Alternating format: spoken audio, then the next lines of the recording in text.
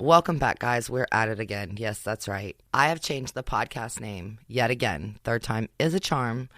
Talking Taboo with Tara. I'm going to be talking with people that are telling their stories that are unfiltered. Thank you for listening, and I hope you enjoyed today's podcast. Welcome to the Talking Taboo with Tara podcast, where Tara presents the unfiltered interviews with guests about today's taboo topics. And now here's your host, Miss Tara. Today we're talking with a very special friend of mine, Melanie. She is in a recovery program and she has had several trials and tribulations along her way. And today she's going to be telling us her story. And I'm sure some of us can relate to it, but it's about her getting her story out there and feeling better about herself, because one day she's going to be writing a book about all this. Melanie, how are you doing, my love? It's going good. So you're in recovery, and last time we talked, we were going over your story, Yes. and we left off at the age of 17. Is that what you said? I think I was 18. Now I think I was pregnant with my oldest daughter now, who just turned 26. All right, let's get into it. So last time we were talking, I had just gotten pregnant with Ariana, and I had told my mom and dad that there's no way in hell that I was having an abortion with this baby. And so I had her. From that point on, I had her, moved into my own apartment. At that point, JP had found out that was not his baby. Oh, he was crushed. I knew that she was not his baby, told him from the beginning, and he didn't want to believe it. So he ripped up my abortion money to begin with, as I think I said on the other podcast, but confirmation came out when she was born. But she's my twin. She's got my blue eyes. And came out who her father was, which was, wouldn't call them friends, but I guess I would call them frenemies. Because they turned into enemies, I guess you would say. Yeah, they were associates. Associates. They were friends at one time, then they turned to associates, then they turned into enemies. Yes, frenemies. Frenemies. Yeah, for Definitely sure. was the word for it. I moved, got my own apartment, and then I broke up with JP and started dating my boss's brother. And JP was following me all around, Stalking me in Columbus, robbed my new boyfriend. Did he whatever. mace him? No, he maced me. Oh, I knew Mace was in there somewhere. He maced me. We were at a club. I don't even remember who was with me, but he was like, "Here, let me help you out." And then Ziggy came over and, "Here, let me help you out." She maced me too. So when my boyfriend picked me up from the club, and I'm like, they're pouring gallons of milk in my eyes. And Yeah. so we seen Ziggy walking down the road, and my new boyfriend fucking got a fucking big club and fucking clubbed him on the back of the head. He fell face first, and that's how he lost his 2 front teeth. Zarek. Wow. I was wondering how he lost his 2 front teeth. It was me. Well, I found out later. Go ahead. But we got back together later on after that, and that's when, like, a lot of the mental, physical, emotional, all that fucking abuse started between me and him.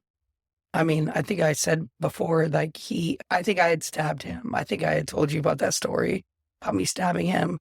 But this time, like, our friend, a female friend of ours that we used to hang out with, she was like, every time we go out together and he catches us, he rips your shirt off and you're always wearing my shirt. Oh, hell no. Well, it's her clothes getting fucked up, not mine. I felt bad. He Yeah. was one of our good friends. Damn. Oh, okay. Yeah. Now I see why the whiny voice. Love you, girl. But I know exactly who she's talking about. From all the abuse and stuff that happened between me and him, he started beating my ass so bad that I was going to doctors. I started pill shopping. I started getting on pills. I got pregnant. Hold on. Let me move to the second sheet here. Yeah, I know eventually you got pregnant with Noah. I did. I got pregnant. Let's see. First, let me say this. I was at the bar. We were at the bar. We. We were at the bar like 4 to 5 days a week. Girl, it was 6 days. I was trying to be gentle with that. No, bitch. I know it was Monday through motherfucking Sunday. Or 7 days. Yeah. With 7 days each night, we would have a different bar. Keep going.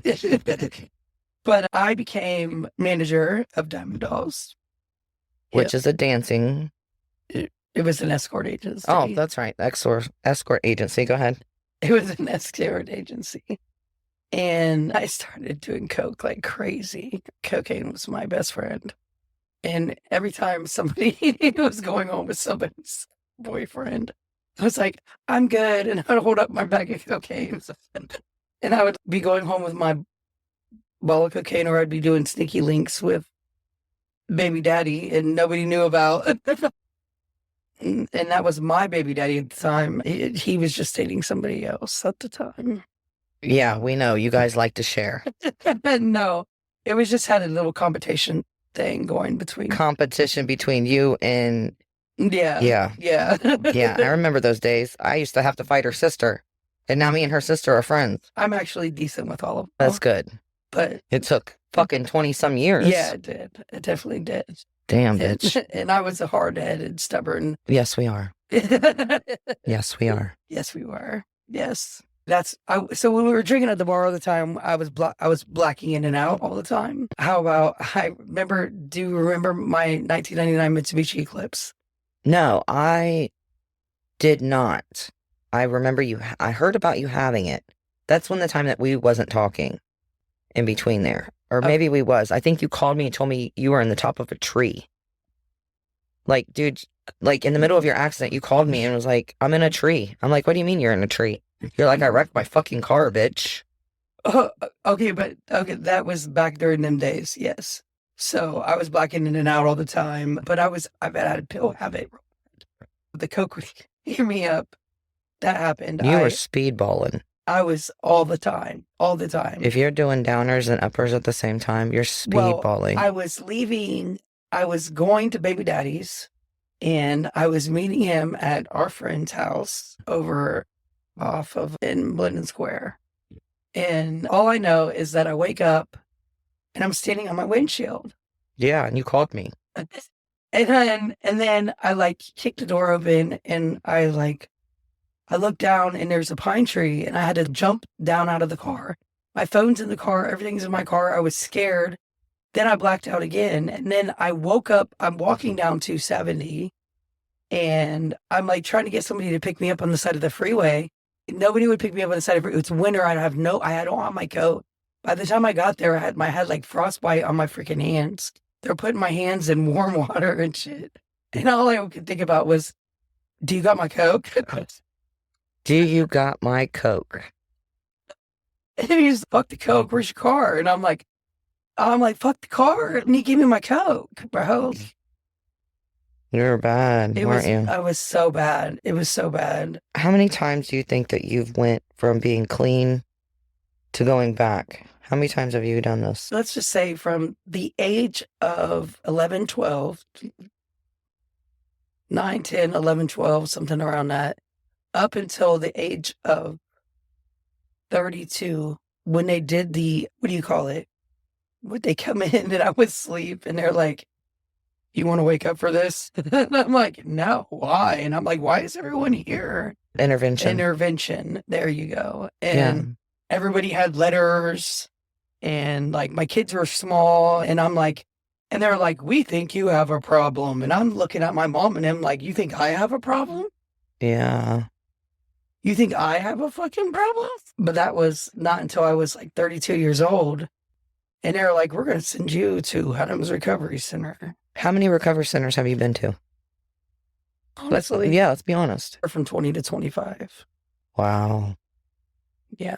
Some of them multiple times. Last time we spoke, I was at Seacrest in Cincinnati. Yeah. I am now back in Columbus. Okay. Because I had charges that I had picked up after I got out of prison. And they were from Whitehall. And it was a warrant where it couldn't be lifted. And I had to go to jail. But we couldn't. And I was like, no, I'm not. I don't want to go to jail. But I reached out to some people from a court, like a drug court type thing that I'm in. And they said, if you come and you plead into our courts, the court system again, I've already graduated this program. So they said, if you come up here and you do this, then we'll take it from a felony and move it down to a misdemeanor. There you go. So I'm down here. I plead in on the 20th, which I've already signed my paperwork, but I get sworn in on the 20th. And so I also have to do IOP. Explain IOP. Intensive outpatient. And that's what you're doing now. I'm doing now. I came back to live at my mom's house to do this. But you're considering getting your own place, aren't you? Okay, so there's two options. Right now I'm broke. I'm waiting on Social Security with my mental health type thing. Right. And right now, I don't think it would be a wise decision for me to live on my own because left to my own devices, it gets me every time. Why not give this program that I'm in a shot? It's a year-long program. And what's a year? You know what I mean? I've wasted how much time in my life already? It's longer than the program I was just in. So I've been there for 2 weeks now. I like the program. I'm trying to get into housing there, though. And because the situation just with my mom and dad. It would just be best for you to get out on your own in the program. It would. My mom and dad at this point have years clean. Years? My mom has 20 plus years. Wow. Okay. My dad has 15 plus years, but that doesn't mean they don't have old behaviors. Right. My mom is like the Passages of Malibu dude. The Holy Ghost saved her, and she's no longer an addict. I wish I was so lucky, but God did not heal me. And that's not my recovery. You're in your process of healing now. Yeah, you never really I'm going to always be an addict. Of course. She said she's healed. I can see where she's coming from, though. Yeah.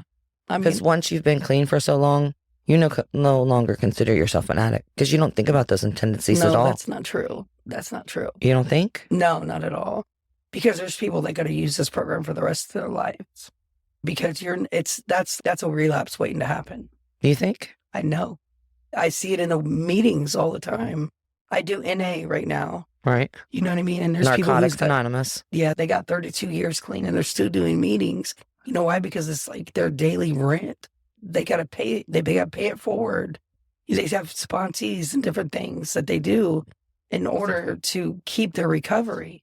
If you just sit at home with your husband and think that you're all good, what's going to happen on the day that you're not raising my grandson anymore? And it's just you and him. What if you just, all of a sudden, someone gets some fish brain idea, like, let's go to Columbus and pick up some dope for old time's sake. They're going to be off and running and go through the retirement for the rest. I don't know.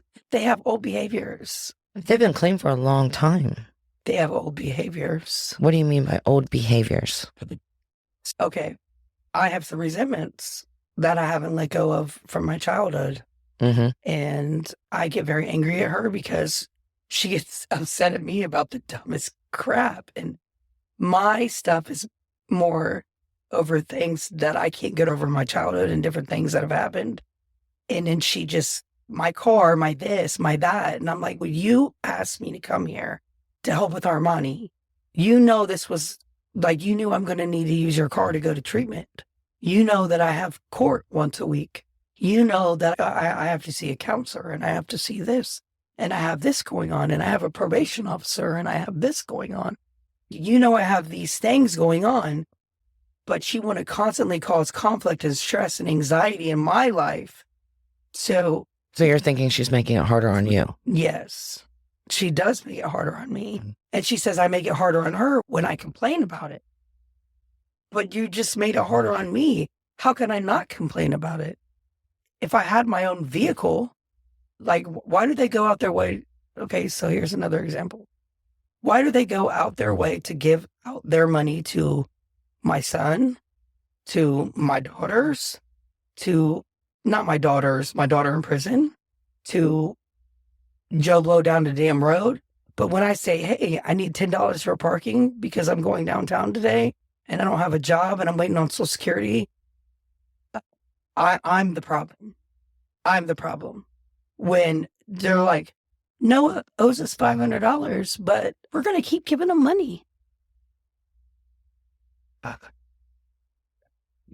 Okay, let's get back to your recovery. Yeah, but anyway, back to my recovery. All right, let's get back to your recovery. They have old behaviors in the way that they just don't understand my recovery. And everybody's recovery is different. Exactly. That's what I'm saying. And they look at me and they're always waiting on that shoe to drop. That's what I'm saying. They're like, this is behavior that you had last time you was here. You got to understand, this is what, 25, 26? Understandably, but how many times it doesn't even matter. Correct. I will take responsibility for what my actions are. Okay. I will. And that's the first time I'll ever do that. Because this is the first time I'm ever really wanting to stay clean. This is the first time you've ever wanted it for yourself. For myself. Yes. I had 6.5 years at one point in time, and that was for my children. My purpose was my children. But now my purpose is finding a purpose in me. For yourself. For myself. That's right. Yes. So, and no one can do it but you. Exactly. And you've been on this long journey. Yes. And it's been a minute now. Hold on. Actually, You're kicking it. Oh, sorry. And I can hear it. So actually, today's my 90 days. I have 90 days clean today. So today you have 90 days. I do. Okay. Congratulations. Thank you. And do you get a coin for that or something when you go to? I don't do AA. I do NA. And it's like a red key tag. Okay. You see how these key tags are right here? Yeah. I just get a red one. And then when I get 6 months, I'll get a blue one. Okay. And then when I get 9 months, I'll get a yellow one. Okay. And then when I get a year, I'll get a see-through glow-in-the-dark one. Okay. And then when you get like 18 months, you get a gray one. And then when you get multiple years, up to 2 years, you get a black one. Okay. Awesome. Yeah. You're really sticking to it this time. You really want it this time. For me, yes. That's good that you say that. For me. I want it for me. For me, yes. And that's awesome. I start school this February 25th. I'm going to... You already have your culinary. I have my culinary, but I'm going for a business and leadership, entrepreneurship. There you go. To start your own business. To start my own business. And manage it yourself. Yes, I want to buy a food truck. There you go. Yes. I am so excited for you. Yes, I'm excited for me. Yeah. So after you got done having Noah and... Well, let me see. Hold on. We're bouncing around, I know. I know I'm bouncing around. It just cut me off. But it's a story that needs to be told, guys. Her and I were talking on the way here, and she was telling me how her daughter didn't know the real story. And I literally broke down in the car, was happy that her daughter got to actually hear her side of her story, the real story that she's never shared before. So this is very interesting, and it really does open up people's minds to be able to walk in your shoes. Sorry. All right. You're okay. It makes me a little choked up and emotional because that was a moment I got to share with her, because she told me, she said, I've heard bits and pieces of your story before, but never from your mouth, without anybody shutting you up, without anybody saying something back fully through everything. And she said, and I believe you. I believe every word of your story because I lived that life too. But I didn't know how strong you were because of everything you've gone through. Is just, you're a very resilient and strong woman. And she said she had the utmost respect for me. And this is a child that has wanted her mother her whole life and probably had the wrong perspective at times about me. But I think it's because I couldn't speak my truth to her a lot of the time and tell her. I never just want to go out and tell my children, this is my story, and let them read my stuff. Noah and Ariel were, they got a hold of my 4th step in my journals when I was an amethyst, and they were nosy AF. And that put a damper on me, and I couldn't even journal when I got into the program I was in Seacrest.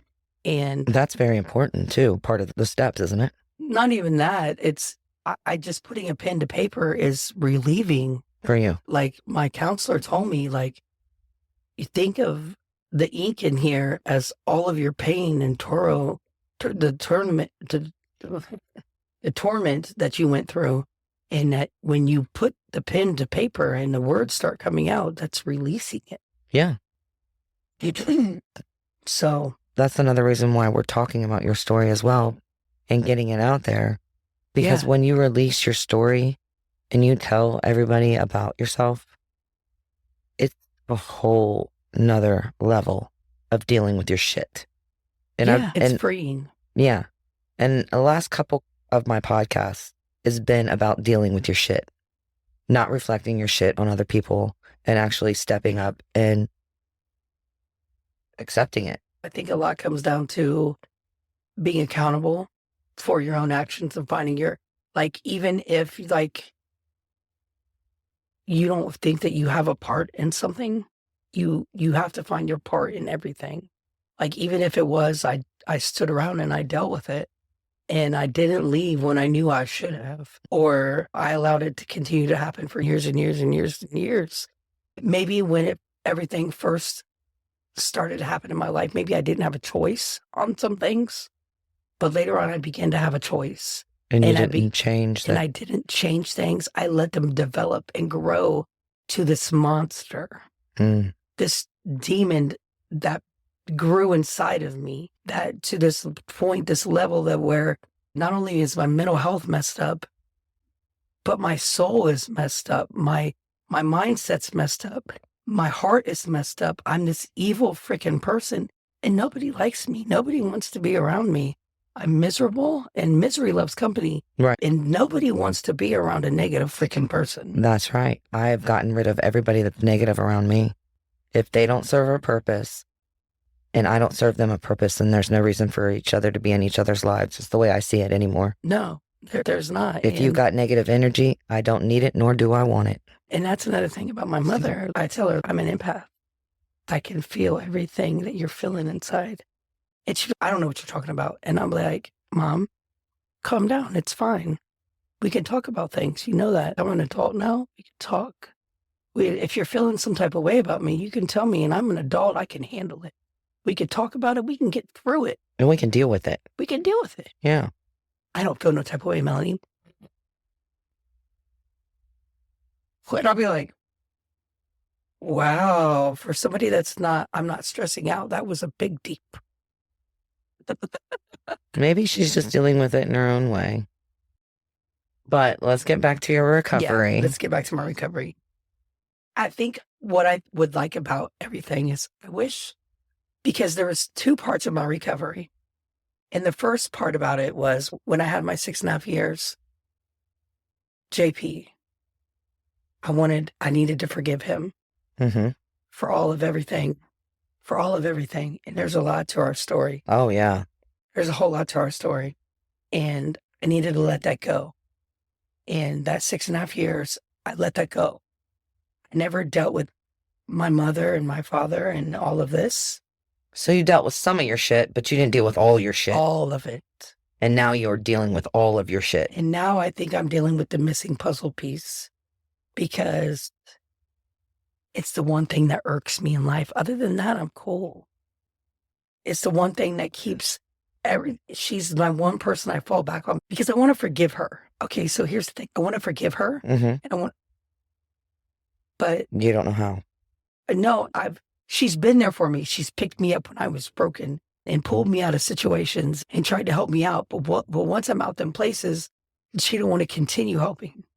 And I'm like, but at this point in time, I still need you. You can't just pick me up out of the mud and then drop me back in it. You know, you got to continue the process. Or maybe you could just have a conversation with me. If she would just identify that maybe I just need her to say her part and I say my part, maybe I could forgive that. Maybe I could forgive myself for all my parts with her shit and her accept all her parts with my shit. Maybe I could move on. I don't know, but when I asked her the other day if she would be willing to go to mediation with me, she's not willing. What? She's not willing. Wasn't she a drug and alcohol counselor? No, she worked the front desk. Oh, I thought she was a counselor. No, okay. She didn't go back to school. She was not a counselor. Okay. You know what I mean? And going back to the car thing. So when I reported that vehicle stolen, Mm-hmm. and the insurance adjuster come to talk to me, she sent him up to the strip club I was working at because Diamond Dolls had been shut down, and I had just had Noah right before this, and the insurance adjuster took me to the back, and I gave him some VIP dances in the champagne room, and next day they paid off my car. But who tells on their daughter after this happened to my car and all this stuff going on, and I'm back to stripping, and she thought, like, I don't know, like I was going to get in trouble or something, but they paid my car off. It was a good thing that it happened, but Right. I didn't tell them which one. There's only 2 bars right there. No, there's only a couple strip bars right there on 161. Are you kidding me? I think he just assumed, and it just went to him looking for me. Yeah, he found you all right. Yeah. All right, so moving on. Yeah, so moving on. Excuse me. I had Noah. Let's bounce a little forward because you've already been over. We had Noah. No, that's what I had Noah, and then the wreck happened, and then the insurance adjuster, and I got pregnant with Ariel. And I remember this. I was living with you at the time. Okay, so first off, him and I had not been getting along for a very long time. You were clean at this time. No, I was not. I was not clean. I was clean during my pregnancy. Yes, I was clean during my pregnancy, but I was not. And Bitch, when I was living with you over there off of Worthington Road, you wasn't clean with the babies?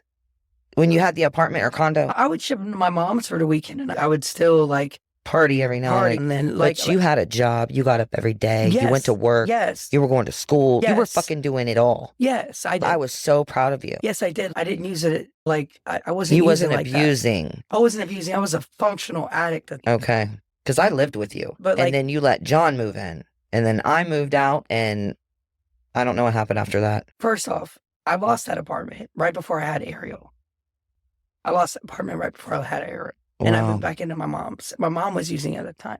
Oh. And remember all the diamonds I used to have? My hands had swelled up. And he bought me a gold necklace.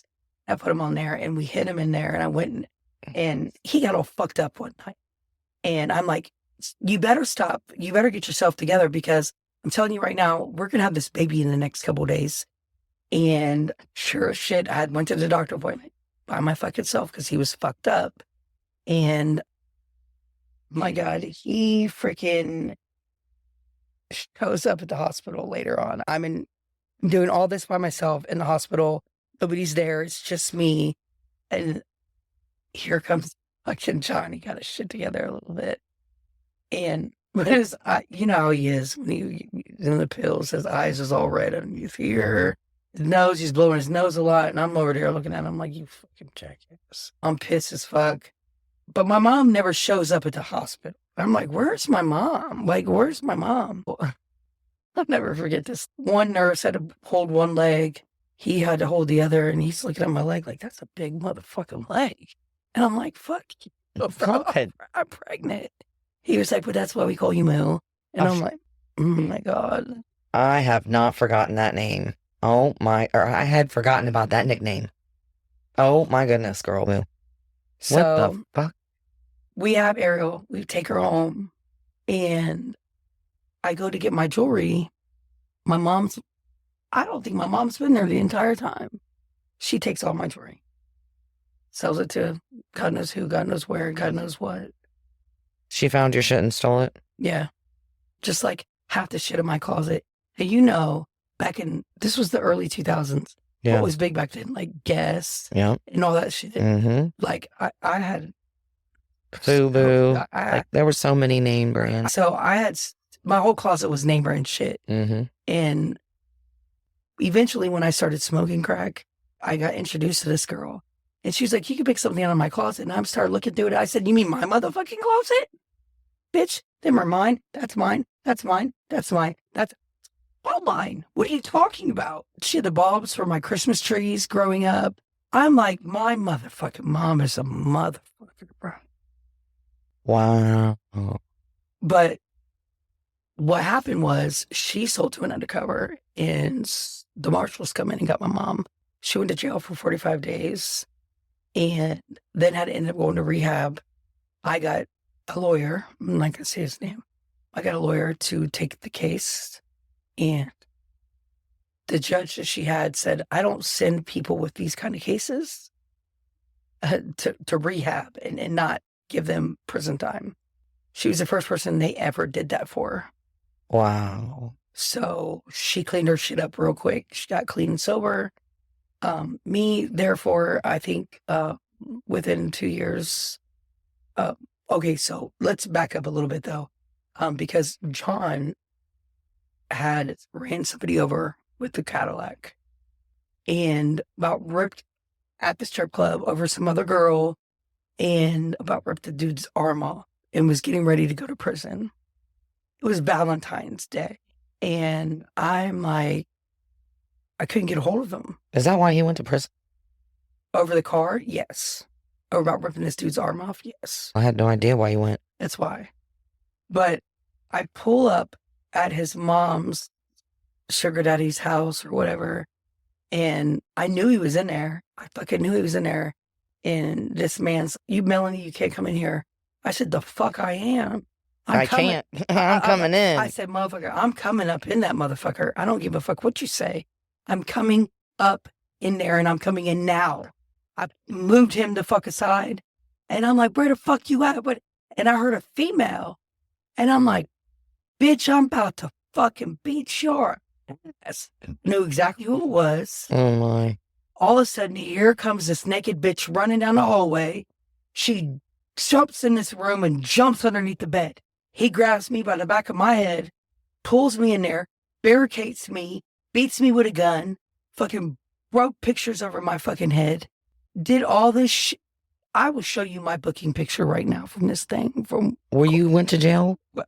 Did you both go to jail? What? Because you were in his home. No, because so he shot the gun off and it went by my head. I heard it go, shoom. Mm-hmm. And she called 911 for me he said, and she said, I think he killed the bitch. Oh my God. Go ahead. It would end up being his other baby's mom. Oh. So after he had me, he told me after I had Ariel, he was like, this is our family. I don't ever want it to grow anymore. I think this is enough for us. Got Tyler from somebody else. And then we had Ariana. And then we had Noah and Ellie. We had 4 kids. He was like, you tie your tubes and I'll get a vasectomy. So I tied my tubes. He never got the vasectomy and he got her pregnant. I was fucking brokenhearted. I was mad as fuck. So he tells me she's pregnant. So I'm coming over and then he's with the girl on Valentine's Day. I was madder than a motherfucker. I can imagine. The police pull up. He got me barricaded in a fucking room. They pull me out and they're asking me, did he hurt me? And I'm like, nope, he didn't do nothing to me. And they're like, why would you protect him? And I said, I don't know what you're talking about. I was in there talking to him about, and I started telling him about everything he did and whatnot. But I didn't tell him about him hitting me. But I'm sure they could see it all over you if he hit you with a gun. I'm going to show you this booking picture. Yeah, they could see it. They said, what's wrong with your head? I said, I was in a car accident. They said, today? I said a couple days ago. They said, then why the fuck is your head bleeding right now? I said, when I tripped, it must have split back open. They said, if you do not tell us right now that he did this to you, we're taking you down for domestic violence. So I went to fucking jail. Why did you protect him for so long? So why do we get in these relationships where we think we love somebody? And it wouldn't even, I don't think I loved him. But is it? You don't think you were ever in love with him? It grew to be like, you make me sick. Like, yeah. I'm not in love with you, but it's comfortable. And I wanted my children to have him, but he's so abusive and so nasty, and he cheats on me with everybody. Like, he literally had a car that said 2 single on the license plate. And I'm like, but you're with me? You keep me hidden away, and I raise your fucking children, and I do all this shit. And then now you're going to go to fucking prison and you want me to sell your dope and you want me to do all this shit and you got me. You're the baby's mom. You're the one that he kept hidden away for a reason. Yeah. Isn't that weird how that works out like that? I don't get it. I would do anything and everything for him, but let me go. Yeah. Like let me if you're gonna be like this, do it on your own. Why But do you he would have to not. keep me hidden away while you go out and cheat and fuck? But when I would go out and have fun, like he would always come Find back. you. Yeah, he would find He you would find me, at do the bar fucked and up drag you out and take you home. or he would find. One of his friends would try to protect me and take me somewhere else, and he would come back and he would like destroy my house. Yeah. Like one day he ripped the refrigerator door off, ruined all my food. He bleached all my clothes. I got kicked out of my house for that shit. He broke every window in that whole house. They sued me for that shit. Like it's an abusive relationship. Why do we stay in them though? There's got to be more than we don't want to be alone. He told me he would kill me. He would kill me. If you He said, I will find you and I will kill you if you leave me. So I was scared. I'm going to be honest. And then, so I want to tell you another thing he did to me. He had me, so I was on Percocets really bad. So he had this girl start selling me methadone instead of Percocet. I thought they were Percocet. Mm-hmm. And then when he went to jail and like he had her cut me off the methadone. And I know nothing about methadone at this point. I thought they were Percocet, but I couldn't figure out why. It's been 3 weeks and I can't get off the couch and I couldn't take care of my children. And I had to move back. I lost everything. I had to move back in with my mom and dad again. And my dad screaming in my face, like, get the fuck up, get your kid this diaper. I could not. But I got your pack of dope underneath my fucking head. And whenever anyone comes in, I'm still selling your dope. And I'm making sure you're well in jail. What do you mean, bro? Yeah, you got money on your books, huh? You sure the fuck do. And then one day he said, you're smoking crack. I said, what? I've never in my life smoked crack. What are you talking about? I know you are. And something in me just clicked and I said, oh, motherfucker, I'm going to show you smoke crack. So I took 4.5 in the bathroom and I taught myself how to cook crack. Smoked the whole 4.5. Went to his dude, said, hey, I got robbed. Took that 4.5. Smoked that too. 2 weeks later, I walked out on my children. He was in jail. He kept calling me. And I was like, shut up. To voicemail. I think we're done here, buddy. And then I went and got that girl that I said that ran to the bedroom. I got her smoking crack. Now, I know everybody has their own choices, but I have malicious intent. Yeah. I had malicious intent with this shit. Because she used to shoot the shit. She only did. She used to shoot it. I used to watch her. Who do you think she learned that from? I have no fucking clue. You? Seriously? Yes. I shot heroin, Tara. Oh, sorry. It's all right. Wow. Okay. I shot heroin. So Is that why you almost lost your arm? Yeah. What happened was a mutual friend of ours, Marco, picked me up on Cleveland Avenue after I left my children with her and somebody else. Mm-hmm. And he said, let me introduce you to somebody so you don't have to walk the street. He said, at least I know you're okay and he'll take care of you. And just, Who was it? it was Gorilla Joe. Oh. I got my first pimp. Wow. And I've made money. I was used to making money. That man bought me a Lexus. That man did a lot for me. I took care of him. I made sure he ate. I made sure he had his insulin. I had new clothes, new shoes every day. I had all the drugs I wanted in the world. When nobody else could get hold of them, I could. So you had your first pimp then? Yes. But at this point, I'm with 12 other women. They all do heroin. I only crack at this point. Mm-hmm. And I'm looking around to these girls and I'm like, what is this? And he used to tell me, don't bother with these girls. You just do what you're doing and don't bother with these girls. He was like, you don't ever want to put that shit in your arm. He used to tell me, don't do it. Mm-hmm. Don't do it. I got too curious. What is the obsession with this shit? No, you fucking didn't. Go ahead, tell me. What happened? About 2 years in it, I caught a heart infection. I caught endocarditis, pericarditis. Mm-hmm. I was septic MRSA. Wow.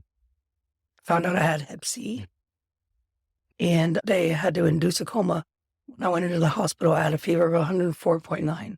And how they got me out of that hotel room to go to the hospital is they told me we were going to go get more dope. Are you serious? Yeah. And then when we pulled up, I'm like, what are we doing at the hospital? They're like, you're getting out. You're not dying on our watch. Yeah. Something's wrong with you. Good. I can't even remember who I was with at that point. Oh, I remember who I was with. Okay. But We don't need no names. no. After you was with your pimp, how long were you with your pimp? So after I caught that infection, Yeah. he told me to stay the fuck away. He said, I'm not going to be the one that blows up your heart. No, you stay the fuck away, because I snuck out a couple times out of the hospital.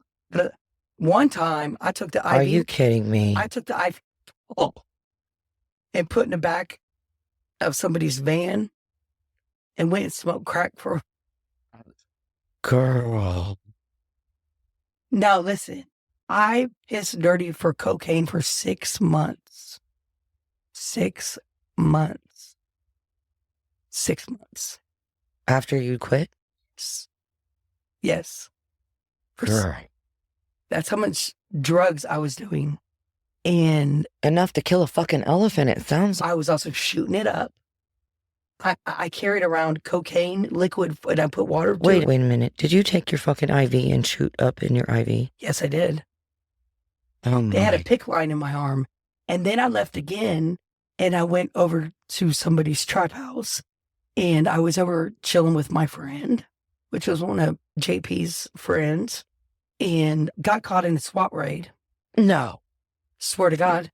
From the fucking hospital? Did they take you back to the hospital where you were? No. So What the fuck? look, my eyes were probably this big. Yeah. My mouth, this lip was probably over here. This lip was probably over there. And I was scared to death. I hadn't talked in 3 days because I hadn't been high in a while.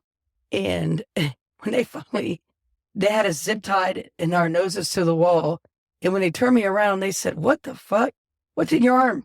I said, pick line. They said, for what? And I said, I've been in the hospital. I'm sick. And they said, and we caught you here? You're about a fucking dumbass. Smile for the camera, asshole. They took I would hate to see that picture. Girl. So they cut the zip tie off me, pushed me out the back door and said, don't ever come back. Good. So I ran down the street, used someone's phone, called my mom and said, can you pick me up? I was just in a SWAT raid.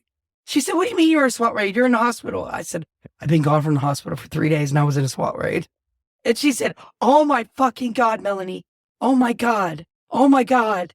And she picked me up, took me back to the hospital. She's clean at this time. Good. Good. Wow. Just fucking wow, girl. At that point in time, went back to the hospital. They took me all the way the fuck out of Columbus. They had to. I know. But when I left, I walked out of the nursing home. I was not pissing dirty for nothing. I was clean. I was never sick a day in my life. Never. I picked up alcohol that very first day when I came home. And I picked up that crack rock. And within 6 months, I was in prison. What? What did you go to prison for? Forgery. Checks. Okay. Yep, checks. I started running with some. How long were you in prison? 6 months that time. That was my first time. That was How many times have you been in prison? Twice. Bitch. Once wasn't enough?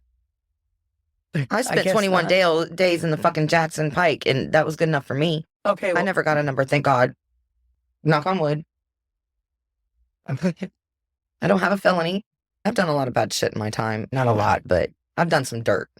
but I don't have a felony, thank goodness. I have, if you were to print my record, it's pages upon pages. Like I can imagine. When you look up my name, I'm 42% top notch too, because I got a record. So I feel you. Yeah, a lot of it's misdemeanors and paraphernalias and things of Then that mine nature. are too. Paraphernalia and weed.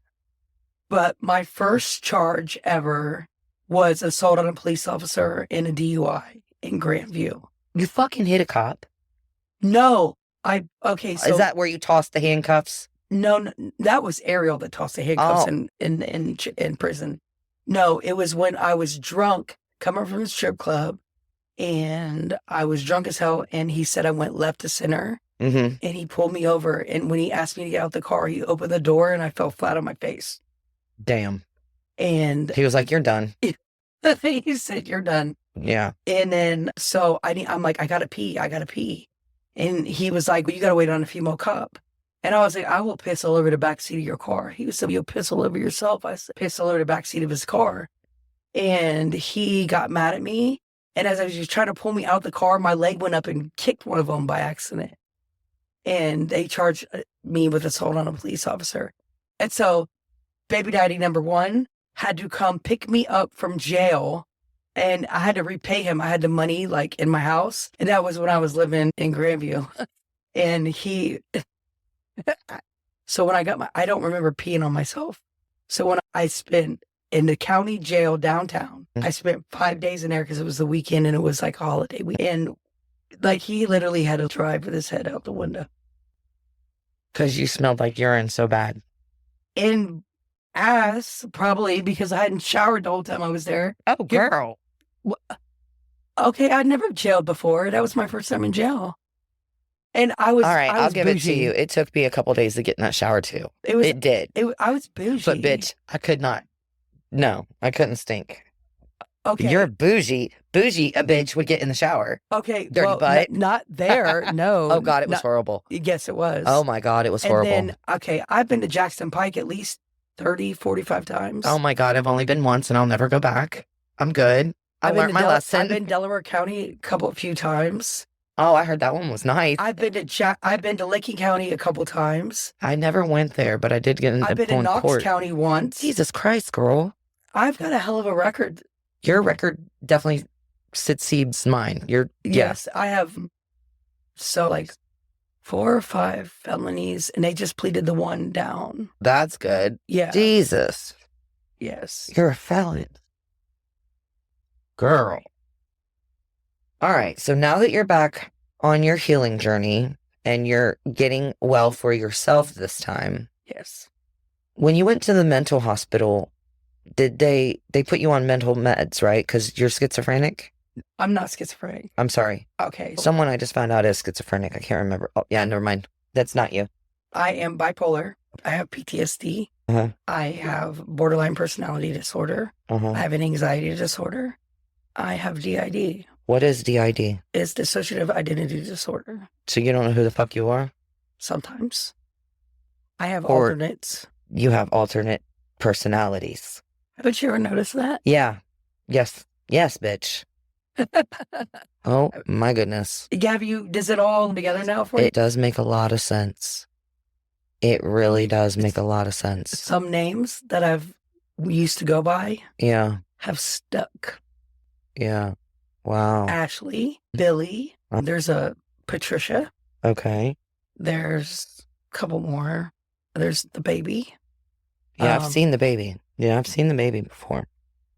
I've known you since I was 18 years old and you were 17. So I've known you quite a long time. And we went through a lot of shit together Yes, we have. growing up and stuff.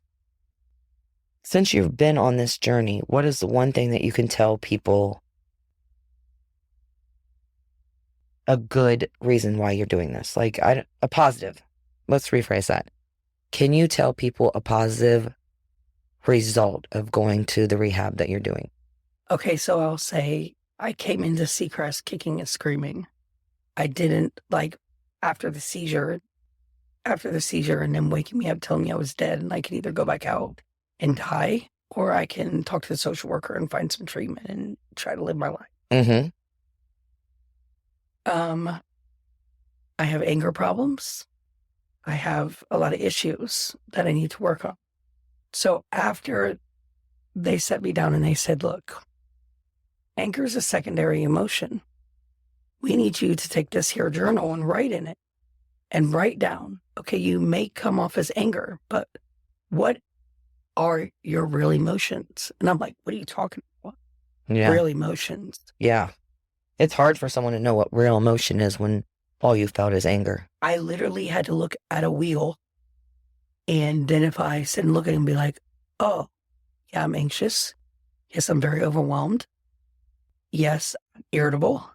Yes, I'm this. Yes, I'm that. And I think I got my anger journal with me right now, actually. Anger, sadness, So depression, emotional. Journal. writing in this journal has done what for you?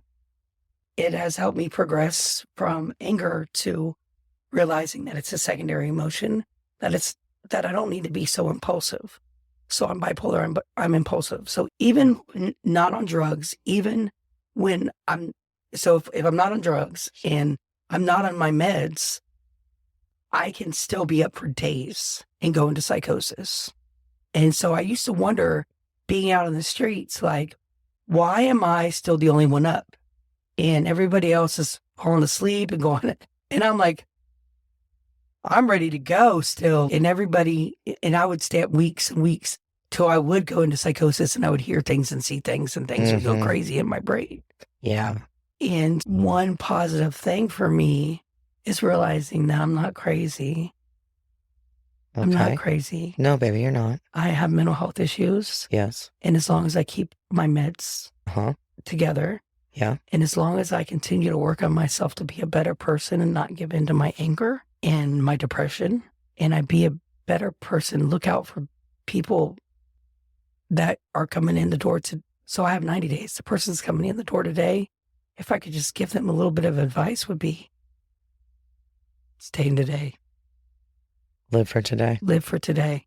And it might get a little bit better tomorrow. But you can't. Okay, so anxiety is looking on the past. Or no, I'm sorry. Depression is looking on the past. Anxiety is looking on the future. Your today is the present, and it's the present for a reason. It's the gift of today. Because you don't ever know if tomorrow's ever promised to you. That's right. Yeah.